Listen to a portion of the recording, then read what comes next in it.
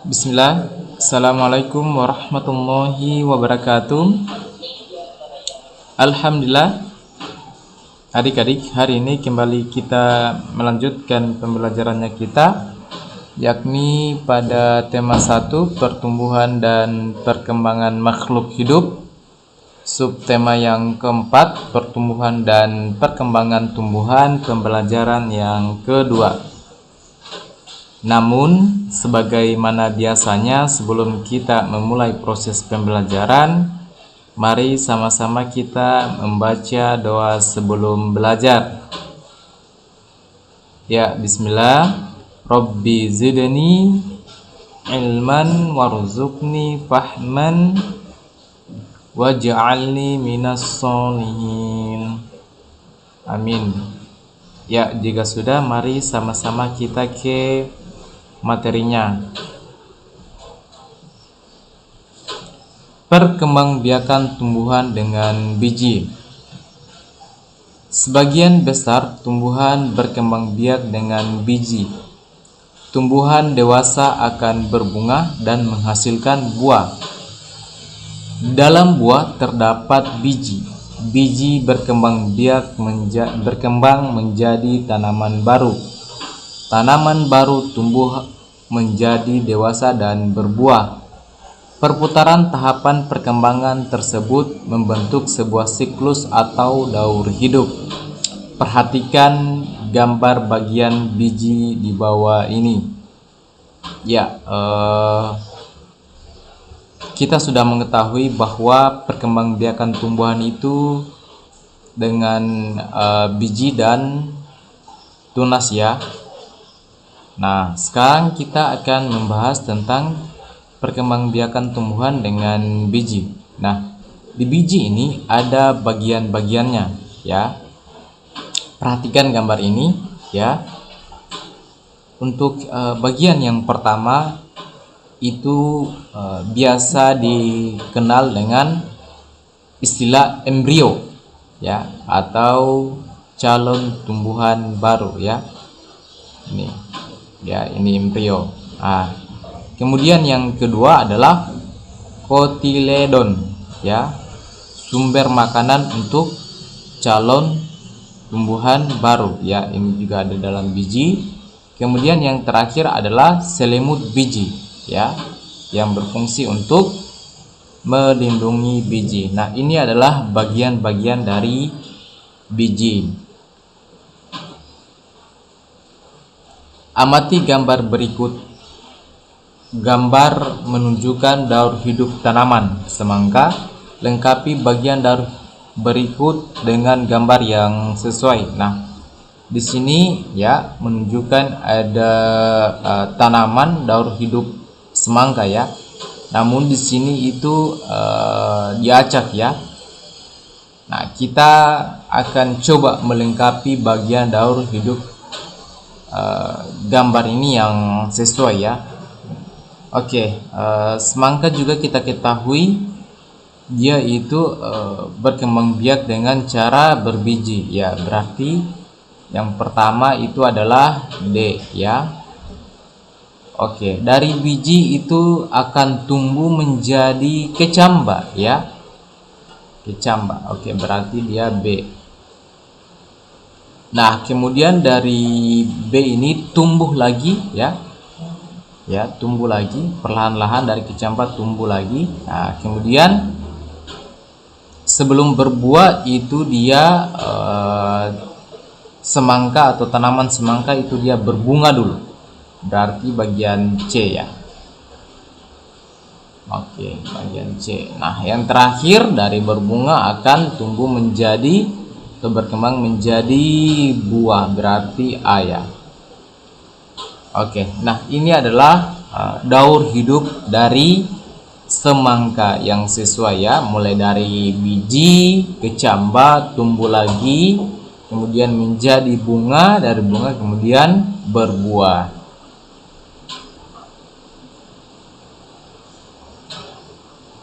Ya, ini ya seperti yang saya jelaskan tadi tentang daur hidup dari tanaman semangka, mulai dari berbiji, kecambah, tumbuh lagi, berbunga, kemudian berbuah. Nah, sekarang kita akan bahas satu persatu dulu ya. Mulai dari berbiji. Ya, biji semangka yang sudah terpisah dari dagingnya menjadi semangka. Biji semangka ini memiliki cangkang kertas serta memiliki fungsi dinding sel pada tumbuhan yang akan membantu proses pertumbuhan, sehingga akan susah tumbuh jika langsung ditanam di dalam tanah. Nah, biasanya biji semangka ini direndam terlebih dahulu di air hangat dengan suhu berkisar 40 derajat untuk merangsang pertumbuhannya bahkan sampai keluar tunas. Nah, jadi ketika kita mau menanam semangka ini, ya tidak langsung kita tanam bijinya begitu saja, tetapi kita dianjurkan untuk biji semangka ini direndam terlebih dahulu ya di air hangat yang memiliki suhu derajat itu sekitar 40 derajat ya. Kemudian cara yang lain bisa dilakukan adalah dengan merobek sedikit cangkang biji semangka supaya tunas bisa keluar lebih mudah. Namun cara ini dirasa tidak efektif karena membutuhkan waktu yang lama. Benih ini kemudian ditanam di polybag atau bisa menanamkannya langsung di lahan pertanian dengan cara melubangi tanah kira-kira kedalaman 5 cm dan tabur benih tersebut. Nah, itu tadi penjelasan tentang biji. Sekarang kita ke tunas kecil atau kecambah ya. Setelah benih ditanam, maka proses selanjutnya adalah benih akan tumbuh menjadi tunas kecil dan mulai terlihat di permukaan tanah. Pada fase ini, bagi para petani perlu menyiapkan kayu sebagai medium untuk merambat semangka karena batang semangka mulai tumbuh. Kemudian yang ketiga adalah bunga semangka. Fase selanjutnya adalah ketika semangka sudah merambat, maka dalam beberapa waktu kemudian akan mulai muncul bunga dengan bagian-bagian bunganya. Bunga semangka unik karena memiliki dua kelamin dalam satu bunganya, yaitu jantan dan betina sekaligus, atau biasa juga disebut sebagai bunga banci. Bunga semangka cukup besar dengan warnanya kuning mencolok. Kemudian bunga semangka lambat laun akan menjadi buah semangka. Kemudian yang keempat adalah buah semangka. Awalnya buah semangka hanya sebesar bola bekel saja, namun ketika sudah mulai pertumbuhan, semangka bisa mencapai ukuran sebesar bola basket atau bola voli. Karena batangnya merambat, maka buah semangka akan tumbuh di atas tanah.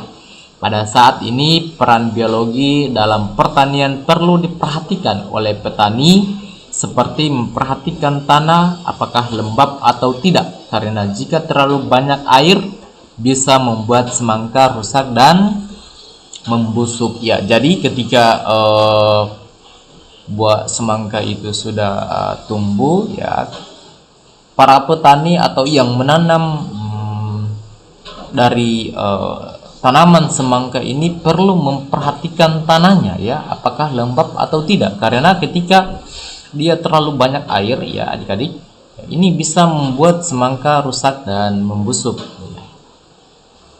Petani juga perlu memperhatikan tingkat keasaman tanah untuk bisa menetralkan pH, ya, bisa menggunakan teknik pengapuran. Pengapuran ini caranya dengan menaburkan kapur yang mengandung kalsium dan magnesium. Kemudian bila perlu, para petani juga bisa menambahkan pupuk. Pupuk yang digunakan sebaiknya yang berupa pupuk organik dari limbah tumbuhan atau kotoran hewan, karena akan mempengaruhi kualitas dari semangka itu sendiri. Nah, tadi kita sudah mempelajari tentang perkembangbiakan tanaman dengan ya berbiji. Sekarang kita akan membahas tentang perkembangbiakan tumbuhan dengan tunas. Selain dengan biji, tumbuhan berkembang biak dengan tunas. Tunas adalah anakan yang tumbuh di dekat tumbuhan induknya. Ada juga tunas yang tumbuh di daun induknya. Contohnya adalah tanaman cocor bebek. Salah satu contoh tumbuhan yang bertunas adalah pisang dan cocor bebek.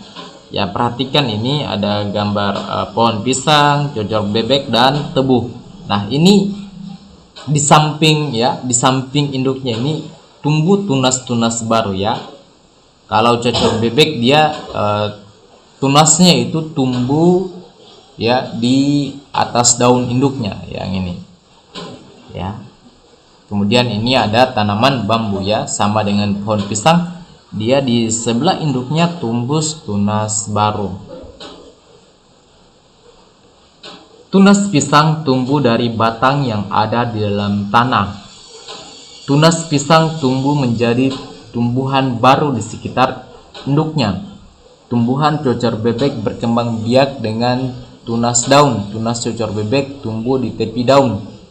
Gambar tersebut adalah gambar pohon bambu, cocor bebek, dan pohon pisang ya. Ini. Pohon bambu juga berkembang biak dengan tunas. Anakan pohon bambu akan tumbuh di dekat tumbuhan induknya. Batang pohon bambu banyak manfaatnya. Salah satu manfaatnya digunakan untuk bermain ya. Seperti yang saya katakan tadi bahwa untuk tunas pisang itu tumbuh dari batang yang ada di dalam tanah. Kemudian dia ini tunasnya ini bersebelahan dengan induknya ya. Ya, ini kita perhatikan. Ya, sementara untuk tunas cocor bebek itu dia tumbuh di tepi daun ya, yang ini. Ya, tumbuh di tepi daun ya. Kalau untuk bambu dia sama dengan pohon pisang. Dia berkembang biak dengan tunas, dia itu tumbuh di samping tanahnya juga. Ya.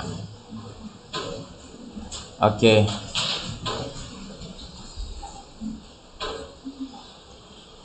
Pentingnya bekerja sama. Ya, bermain lompat bambu memerlukan kerjasama yang baik antara sesama pemegang bambu maupun pemainnya. Jika tidak ada bekerja sama akan membahayakan pemain dan pemegang bambu. Ya. Tangan pemegang bambu bisa terjepit bambu jika tidak bekerja sama dengan baik. Kaki yang melompat pemain akan tersangkut dan terjepit bambu jika tidak ada kerjasama yang baik. Selain kerjasama, konsentrasi pemain juga sangat penting saat bermain lompat bambu. Jika tidak berkonsentrasi maka akan membahayakan seluruh pemain. Ya, itulah ketika kita memainkan sebuah permainan, entah permainan apa saja itu ya, kita tidak langsung bermain begitu saja, tetapi hal yang perlu kita perhatikan adalah kerjasama ya antara sesama anggota kelompok ya. Untuk ya namanya kalau tidak ada kerjasama dalam kelompok itu bisa saja misalnya tim kita kalah ya, makanya kita perlu sebuah kerjasama yang baik. Dan namun selain kerjasama yang kita butuhkan juga adalah konsentrasi ya, konsentrasi dalam permainan, karena biasanya permainan-permainan yang kita mainkan itu ya terdapat sebuah pengecoh ya, makanya kita butuhkan yang namanya kerjasama. Ya, baik adik-adik, untuk materi hari ini kita cukupkan. Semoga apa yang saya sampaikan tadi adik-adik itu bisa pahami dengan baik. Sebelum kita tutup, mari sama-sama kita membaca doa kafaratul majelis. Subhanakallahumma wa bihamdika asyhadu an la ilaha illa anta astaghfiruka wa atubu ilaik. Saya tutup dengan ucapan billahi taufiq wal hidayah. Wassalamualaikum warahmatullahi wabarakatuh.